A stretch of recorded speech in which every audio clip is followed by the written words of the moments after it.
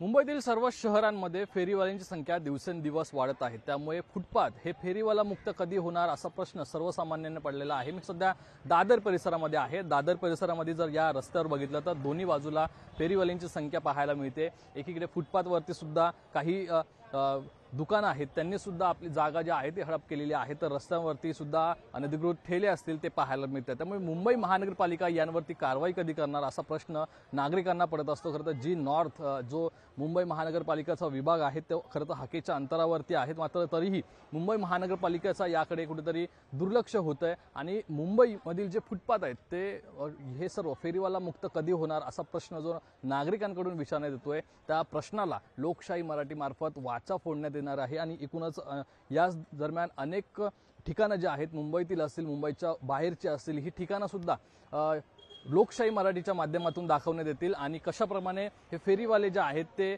सर्व फुटपाथ मुंबईचे अडवून बसलेले आहेत आणि यांवरती कधी कारवाई होणार हे जोपर्यंत मुंबई महानगरपालिका सांगत नाही तोपर्यंत हे कव्हरेज आहे तो असंच सुरू राहणार आहे। कॅमेरा पर्सन रोहित कांबळेसह स्वप्नील जाधव, लोकशाही मराठी, मुंबई।